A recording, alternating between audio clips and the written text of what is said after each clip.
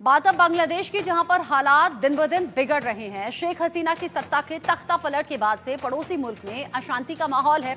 इसी बीच बांग्लादेश ने अपनी करेंसी नोटों से पूर्व राष्ट्रपति और बांग्लादेश के संस्थापक के रूप में पहचान रखने वाले मुजीबुर रहमान की तस्वीर को हटाने का ऐलान कर दिया है। तो क्या अब हालात और ज्यादा बिगड़ेंगे? क्या आउट ऑफ कंट्रोल हो जाएगी सिचुएशन?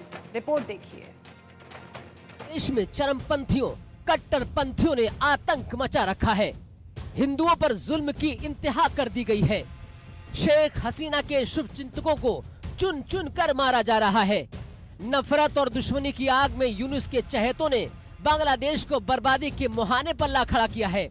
यूनुस का मुल्क जिस रास्ते पर चल रहा है, शायद उन्हें समझ नहीं आ रहा है। तभी जिस शख्स ने बांग्लादेश की स्थापना के लिए जद्दोजहद किया, जिसने बांग्लादेश मुल्क बनाने के लिए जतन किया, आज जमात के कट्टरपंथियों ने मुजीबुर रहमान की एक एक निशानी मिटाने का प्रण ले रखा है। जुलाई में यूनुस के हमदर्दों ने पहले प्रतिमा को धराशायी किया, दफ्तरों से मुजीब की फोटो को आग लगाकर खाक किया। फिर कठपुतली सरकार ने मुजीब की पुण्यतिथि और जन्मदिन नहीं मनाने का ऐलान किया। छुट्टियां रद्द कर दी गई और अब यूनुस की सरकार बांग्लादेशी नोटों से शेख मुजीबुर रहमान की तस्वीर हटा रही है, ताकि उनकी कोई निशानियां बांग्लादेश के मन में ना बचे। कुछ और बताएं, पहले आपको बताते हैं कि शेख मुजीबुर रहमान आखिर कौन थे। शेख मुजीबुर रहमान बांग्लादेश के पहले राष्ट्रपति थे।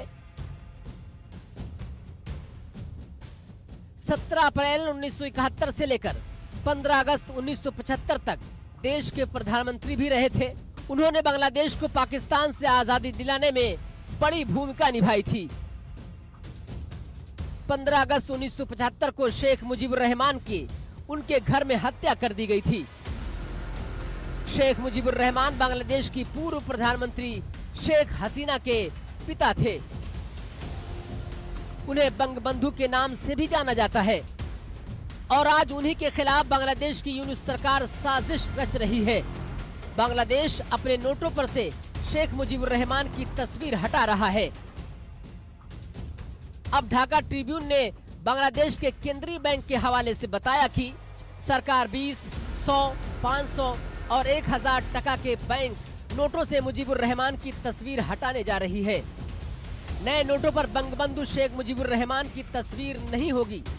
नए नोट फिर से डिजाइन किए गए हैं। ये नोट 6 महीने के भीतर जारी किए जा सकते हैं। इनमें धार्मिक संरचनाएं, बंगाली परंपराएं और जुलाई विद्रोह की तस्वीरें होंगी। सबसे पहले 4 नोटों का डिजाइन बदला जाएगा। इसके बाद बाकी नोटों में भी बदलाव किया जाएगा। जुलाई में छात्र आंदोलन के दौरान भी प्रदर्शनकारियों ने शेख मुजीबुर रहमान की मूर्तियां, उनकी तस्वीरों को निशाना बनाया था। उनमें तोड़फोड़ की थी और कई को जला दिया था। वहीं दूसरी तरफ बांग्लादेश नेशनलिस्ट पार्टी के लीडर रूहुल कबीर रिजवी ने अपनी पत्नी की भारतीय साड़ी जलाकर भारत के खिलाफ प्रदर्शन किया।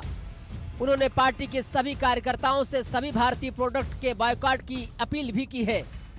रिजवी ने साड़ी के साथ साबुन, टूथपेस्ट से लेकर मिर्च और पपीता तक हर भारतीय प्रोडक्ट का बायकॉट करने की अपील की है। रिजवी का यह प्रदर्शन अगरतला में ढाका कमीशन में हुई घुसपैठ के खिलाफ था।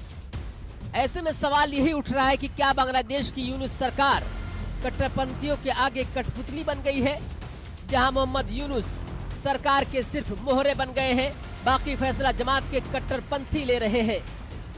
Bureau report, India news.